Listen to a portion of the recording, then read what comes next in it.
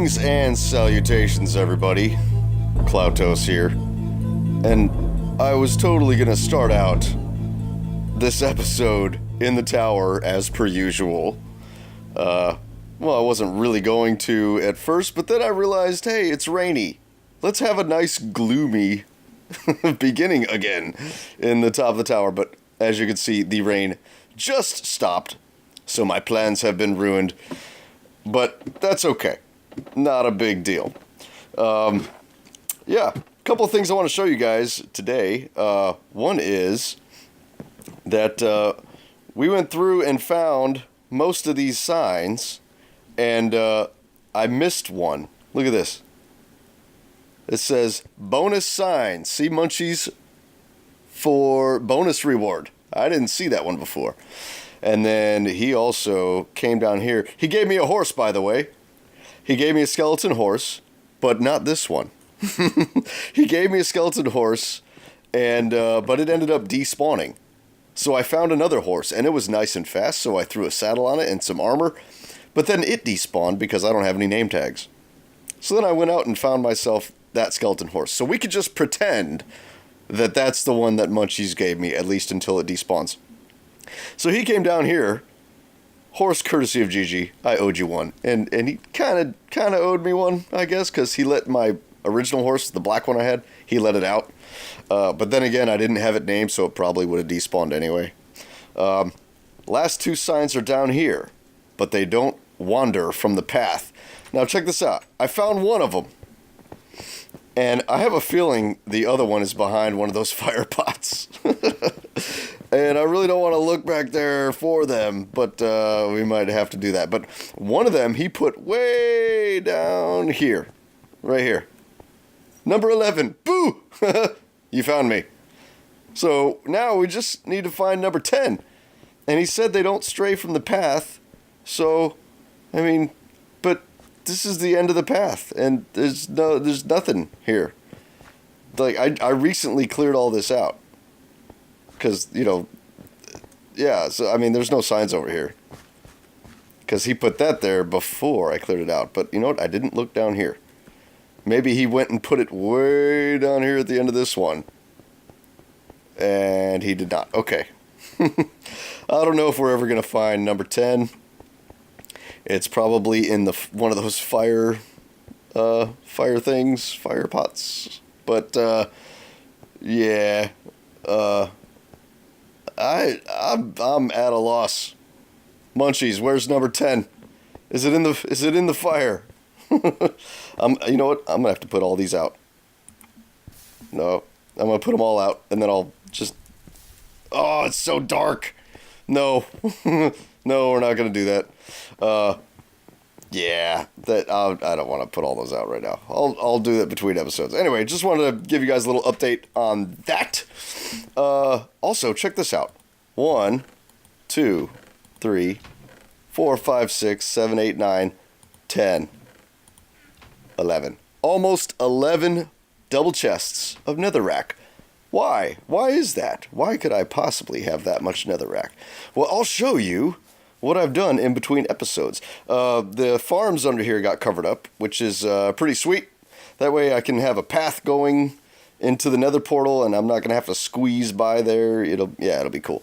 So yeah, let me show you what we've been working on between episodes, and it took a very long time. Very, very long. I also helped get Gamer Queen's portal linked up. There was some issues with it linking up, so I helped out Sunfire with that. And, a lot of I'm just going to go this way, because GQ's, we could go that way or this way. I'm going to show you this way because, yeah, this is the portal. So I can sort of explain how that works a little bit. Now, when you listen to people talk about linking nether portals, oftentimes they will say you can ignore the Y value because it doesn't matter. That's kind of true, but kind of not. There are certain cases like this one where the Y value does matter. And for example, this is the portal to Jiku's place, and over here is the Nether hub portal. I put a portal down here just so we could have it represented in the overworld as well. And it happens to be right up in the middle of an ocean, pretty close to GQ's place, few hundred blocks away or whatever from where her portal is. So I had this portal here, and every time they would go through her portal from her overworld, it would shoot her here. Okay, but they would go through her portal here in the Nether, which is not this one, but it was up, way up near the build limit where Sunfire has all of his ice tunnels. The ice tunnels where you take a boat and you go super fast. Yeah, he's got all those up there near the height limit, the bedrock up there. Well, the Y value in this case is going to matter because this going up, it's not exactly here. This is where it's supposed to be. This is synced up with the overworld one as far as the X and the Z coordinates go. So that one was off by about 20 blocks, but not really a big deal. But the reason why it wasn't linking up properly was because the one down here is closer to where this one should have been than the one that's way up there.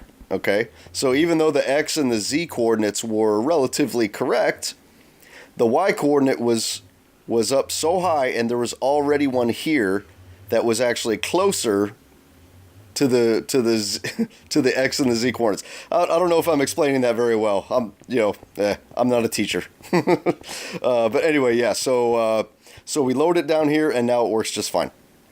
So if you ever have Nether portals that are in close proximity to each other, that's when you're going to have to pay attention to the y-axis and how high up it is. So here is the Nether portal all dug out, and I even have the floor in. Check that out. That's awesome. So I'm going to go ahead and explain to you guys what the plan is. I mentioned it in the last episode, but I didn't tell you what it is.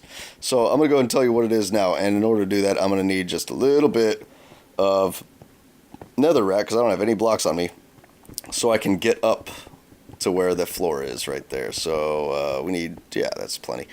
So I'll go up there, and then, this is gonna be awesome. That looks so cool. It looks even cooler from up top. So I'll go in the corner here. This seems to be where I have been going in. So we'll just do this. Bloop, bloop. Should be 25 blocks. I've got 50 blocks of height. So this effectively is a 50 by 50 by 50 cube that I've dug out here. And let me break that. Okay. And blip, blip, blip. So yes, this is it. This is going to be the hub. It's going to take up this space here. And everything below the glass, I am going to build a mirror image of whatever is on top here. So if there's like a building here that has somebody's portal in it, or some tunnels coming out, I'm going to dig out sort of a mock of it. You won't be able to see as far down probably. If the tunnel goes down, I'm going to have to dig out another one. But the idea is everything underneath here is going to be an inverted version of everything up here. Okay? So it's going to look like you're walking on a mirror. And that is going to be sweet. So that's the plan. So this floor... I put a request in the junk trader over in the community area for 2,500 sand blocks, or 2,500 glass, or 2,500 black stained glass, or I think it was 5 stacks of ink sacks, whatever, anything to where I can get 2,500 black stained glass. But last night I said, I'll just do it. So I went and mined out all that sand and smelted it all up. The super smelter is awesome, by the way. If you're going to be doing big builds like this and you need to smelt a lot of stuff, build yourself a super smelter. It really helps. Yeah, and I went and hunted a whole bunch of squid so I could get them all dyed. So that's it. Now the next thing we have to do is the walls. And the walls are going to be black. They're going to be made of, I'm thinking, black wool, because it's going to not take so long to get a crap ton of it. So I'm going to need 12,500 blocks to do these walls and the ground down there. Now the ground down there is actually going to be sort of like a void. It's going to just sort of go down into nothing. So it's not going to look like there's a ground down there. You might be able to tell, if you look closely. But yeah, it's going to be cool. So I need 12,500 blocks that are black to cover all these walls and the floor down there. There's no way I'm going to be able to finish that this episode. That's going to have to go in between episodes. It'll probably, I don't know, maybe I can get it done before the next episode. I don't know. Probably not. But, yeah. So that's the plan. That's what the Nether Hub is looking like at this point in time. And hopefully in the next episode, I'll have all of the walls and the floor done. If not, maybe I'll have just one. I don't know. But I do want to do some other things for this episode. I'm getting a little burnt out on the Nether at the moment, so I'm going to take a little break from it and work on our base. And by the way, the time-lapse in the last episode, yeah, I don't think I'm ever going to do a time-lapse in the Nether again. At least not in first person, because there is so much contrast and detail in these netherrack blocks that when you speed it up to 10 times speed, it just looks like a big grainy blur. It's not, I mean, see, it looks like that. It looks like that. It's not very easy on the eyes. So I apologize for that, but I still had fun making that time lapse, and I hope you enjoyed it, and I hope you enjoyed the music. But yeah, so if I do a time lapse in the Nether again, it's going to be in the form of a third person time lapse. So yeah. Oh, and also apparently this is 1.2.9 now, and apparently they fixed the bug where mobs were not spawning inside the Nether fortresses. And I came in here and there was some wither skeletons and some blazes and stuff once. But since then, nothing. It's like they fixed it, but then it's screwed up again. So, I don't know what the deal is, but I don't know. The good news is, however, that even before they fixed it, I had managed to get 3 wither skeleton skulls. Oh, and look at this. I changed the little stick man to be, hey, look at me, I'm dancing. That's the best pose. That's the best one. That's my favorite one. It looks silly. So, anytime I do an armor stand, that's going to be the pose. Okay? Yeah. So, yeah, check it out. 3 wither skeleton skulls, so we can fight the wither soon. Yeah, so that's the thing. Anyway, I'm going to go ahead and head back on over to my giant base, and we will get started on what we're going to be working on this episode. So I'll see you guys in just a second. Okay, y'all, here we are back in the location of our base, frolicking through the flowers once again. Okay, so what I'd like to do today is get all of the paths around the circle done. Nom nom nom nom nom nom nom nom. I'm starving. Give me fish. Yeah, so we got a quarter of them done, and I think, if I remember correctly, I used oak wood on them. Yeah, that looks like oak to me. Yes, it sure is. Good. Wait, is it? Yeah, okay. Now here I go screwing it up. There we go. Bleep. Okay, so yeah, I'm going to try to get all of these done. We got 1/4 of it done. Now we just got to do the rest of the circle. It's going to take a very long time. Let's get started.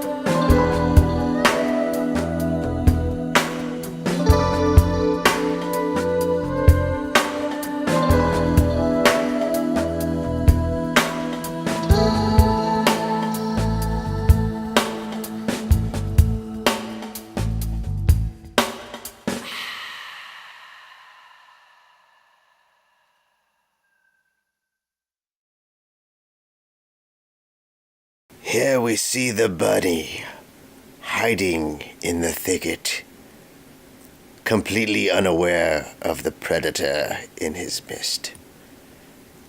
He takes aim, but the bunny suspects something. Perhaps he smells him in the wind. So the predator moves over, aims, fires. Ha ha! There we go. Okay, we are done. Yeah, so few pains, but whatever. Here we are. Hooray, we've got the entire thing. Let's go in the middle and see what it looks like.